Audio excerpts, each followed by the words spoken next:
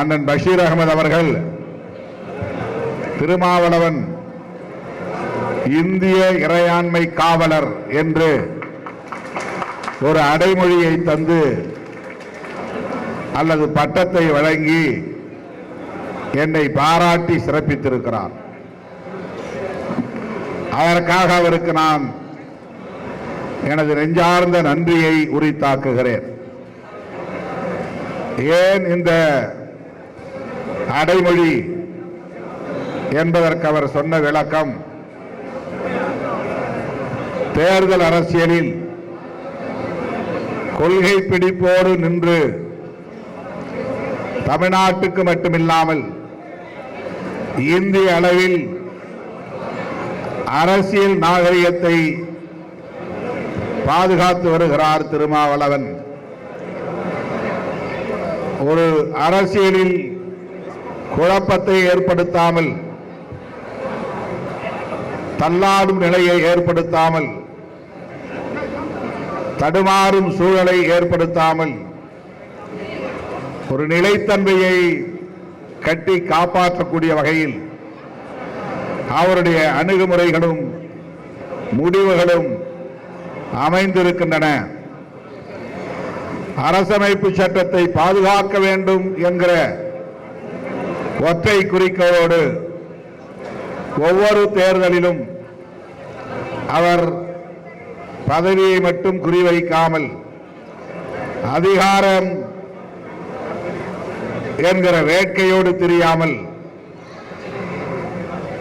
நல்ல நோக்கத்திற்காக இந்த தேசத்தின் இறையாண்மையை பாதுகாக்க வேண்டும் என்பதற்காக தேர்தல் களத்தில் துணிந்து முடிவெடுப்பது பாராட்டுதலுக்குரியது என்று அவருக்குரிய பாணியில் சுருக்கமாக எடுத்து சொன்னார்.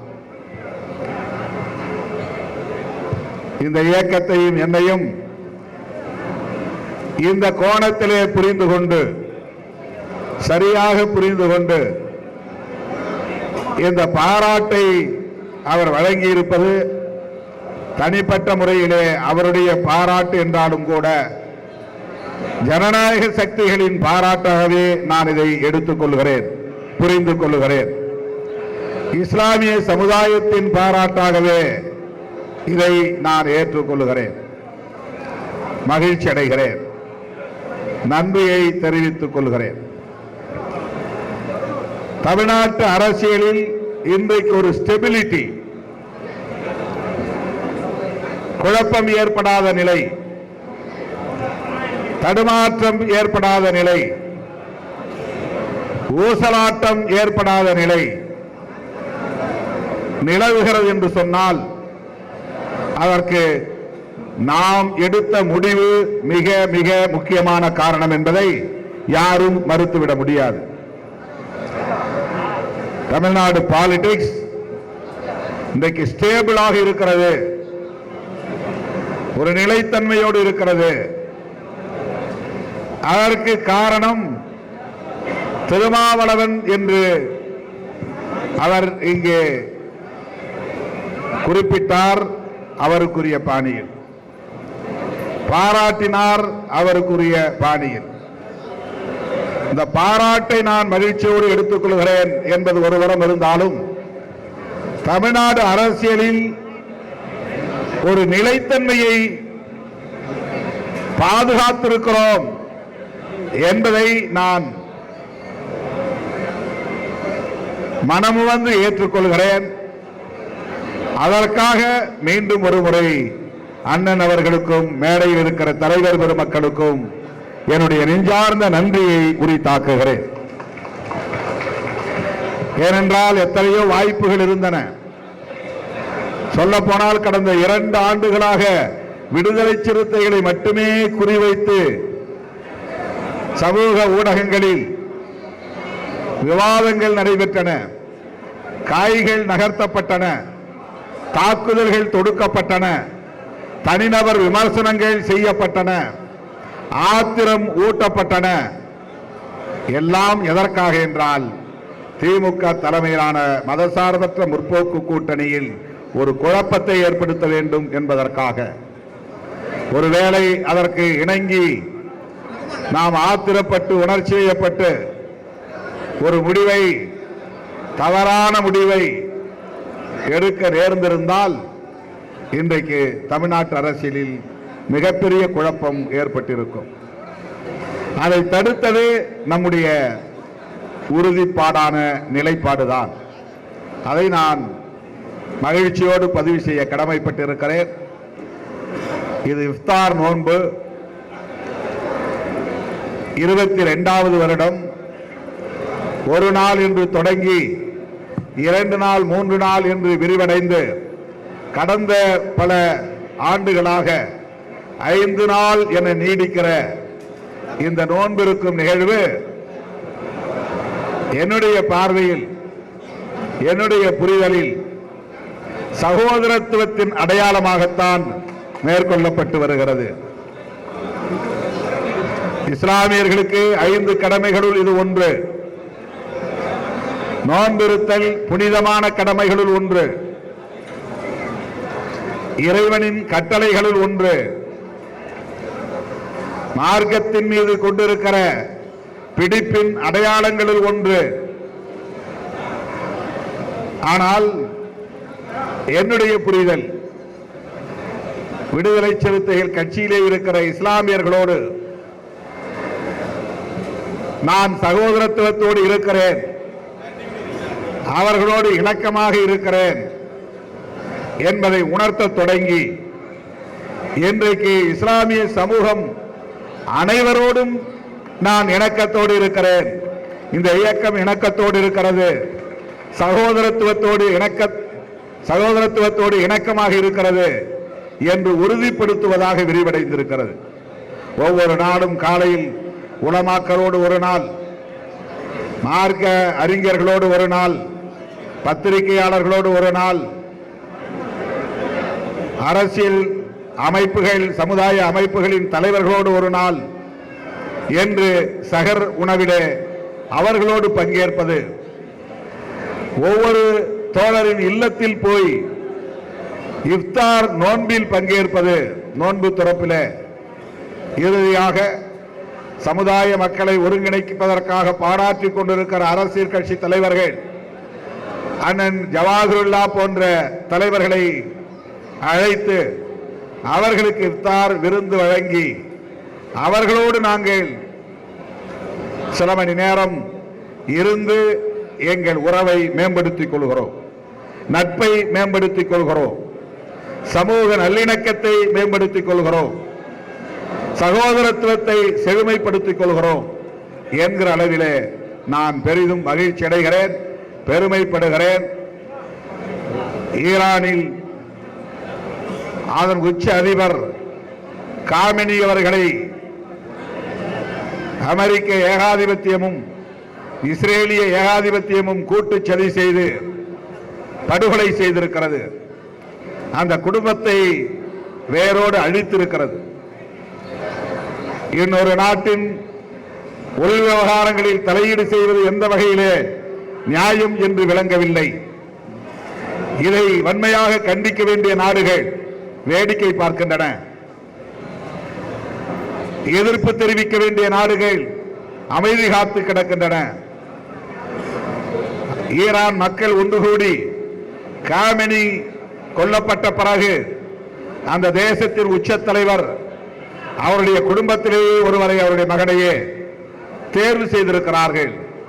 ட்ரம்ப் அமெரிக்காவில் இருந்து சொல்லுகிறார், நீங்கள் தேர்வு செய்வதை நாங்கள் ஏற்றுக்கொள்ள மாட்டோம், நான் தான் தேர்வு செய்வேன். இது எவ்வளவு பெரிய தாதாயிசம், எவ்வளவு பெரிய ரவுடித்தனம்! அமெரிக்க அதிபர் டொனால்டு டிரம்புக்கு எவ்வளவு பெரிய ஆணவம் இருக்கிறது, அகந்தை இருக்கிறது! உலக நாடுகள் அனைத்தும் கைகட்டி நின்று வேடிக்கை பார்க்கிறது. இந்தியாவுக்கு எச்சரிக்கை விடுக்கிறது, நீ ரஷ்யாவிடம் கச்சா எண்ணெய் வாங்கினால் உனக்கு தண்டனை 50% வரி விதிப்பு என்று சொல்லுகிறது. பிறகு இணக்கமாக நம்முடைய பிரதமர் போய் அவரிடத்திலே உறவாடியதும் அது 18% குறைக்கிறது. இன்றைக்கு அறிவித்திருக்கிறார்கள் 30 நாள் உங்களுக்கு அவகாசம், ரஷ்யாவிடம் நீங்கள் எண்ணெய் வாங்கிக் கொள்ளலாம். 30 நாள் மட்டும் அனுமதி. இந்தியாவினுடைய அனைத்து கொள்கை முடிவுகளையும் டொனால்டு ட்ரம்ப் எடுக்கிறார் என்று சொன்னால் நமக்கு பிரதமர் மோடி எதற்கு? இந்த கேள்வி எழுகிறது. இந்தியாவுக்கும் பாகிஸ்தானுக்கும் இடையிலான யுத்தத்தை நான் தான் நிறுத்தினேன் என்று டொனால்டு ட்ரம்ப் சொல்லுகிறார். இதுவே நமக்கு தலைக்குனிவு, இதுவே நமக்கு வெட்கக்கேடு. ரஷ்யாவிடம் எண்ணெய் வாங்குவதால் தண்டனை விதிப்போம் என்று சொல்லுகிறார். இது மிகப்பெரிய தலைக்குனிவு. இன்றைக்கு 30 நாட்கள் உனக்கு நான் அனுமதி தருகிறேன். இந்தியா எந்த நாட்டிலே எண்ணெய் வாங்க வேண்டும், எந்த நாட்டிலே பொருளை இறக்குமதி செய்ய வேண்டும் என்று முடிவெடுப்பதற்கு இந்தியாவுக்கு இறையாண்மை உண்டா இல்லையா என்ற கேள்வி எழுகிறது. இதுதான் இறையாண்மை. இந்த இறையாண்மையில் கை வைக்கிறான் அமெரிக்க அதிபர். நம்முடைய பிரதமர் அமைதி காத்து வாய்மூடி மௌனித்து கிடக்கிறார். உள்ளபடியே நாம் இந்திய குடிமகன் என்று சொல்லுவதற்கு ஒவ்வொருவரும் வெட்கி தலைகுனிய வேண்டும் என்கிற ஒரு நிலை உருவாகி இருக்கிறது. அமெரிக்க ஏகாதிபத்தியத்தை எதிர்ப்பதற்கு திராணியற்ற ஒரு அரசாக நம்முடைய இந்திய அரசு இருக்கிறது. ஆனால் தமிழ்நாட்டிலே என்னென்ன நெருக்கடிகளை தர முடியும் அவ்வளவு நெருக்கடிகளையும் தருகிறார்கள். ஒரு மாநில அரசுக்கான சுதந்திரத்தை தர மறுக்கிறார்கள். நிதி ஒதுக்கீடு செய்ய தயங்குகிறார்கள், தடுக்கிறார்கள், தவிர்க்கிறார்கள்.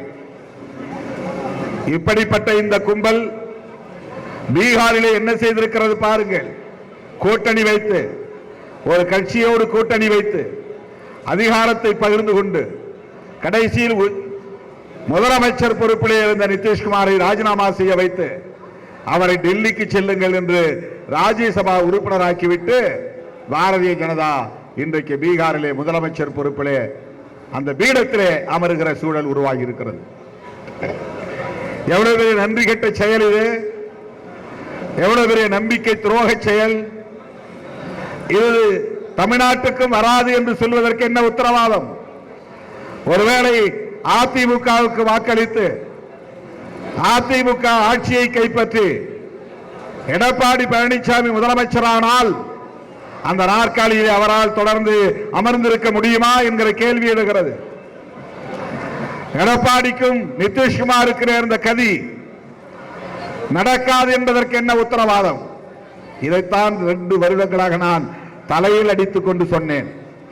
ஆனால் எடப்பாடி அவர்களே, எச்சரிக்கையாக இருங்கள்.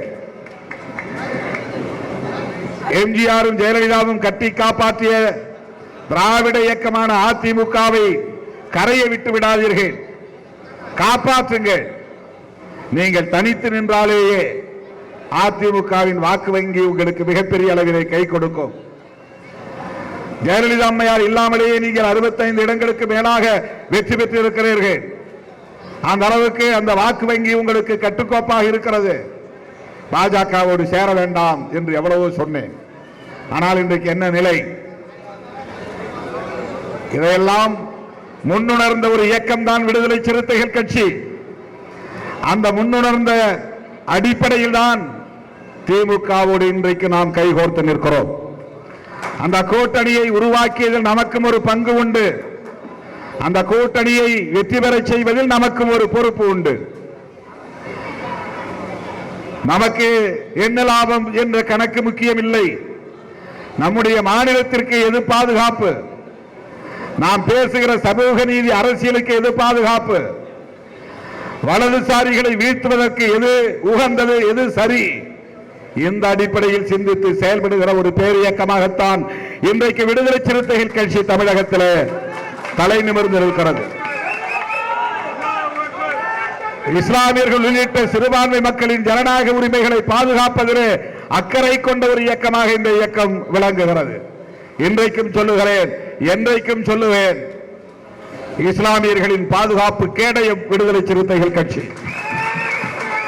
கிறிஸ்தவர்கள் உள்ளிட்ட அனைத்து சிறுபான்மை மக்களின் பாதுகாப்பு அரண் விடுதலை சிறுத்தைகள் கட்சி. வலதுசாரிகளுக்கு தமிழ்நாட்டில் இடமில்லை, ஒருபோதும் அனுமதிக்க மாட்டோம். 2026 சட்டமன்ற பொதுத் தேர்தலில் அதை உறுதிப்படுத்தி காட்டுவோம், அவர்களை விரட்டி அடிப்போம் என்பதை சொல்லி அனைவருக்கும் இனிய ரமலான் வாழ்த்துக்களை கூறி நம்முடைய அழைப்பை ஏற்று வருகை தந்த அண்ணன் ஜவாஹிருல்லா உள்ளிட்ட அனைத்து தலைவர் பெருமக்களுக்கும் என்னுடைய நெஞ்சார்ந்த நன்றியை தெரிவித்து முடிக்கிறேன். நன்றி, வணக்கம்.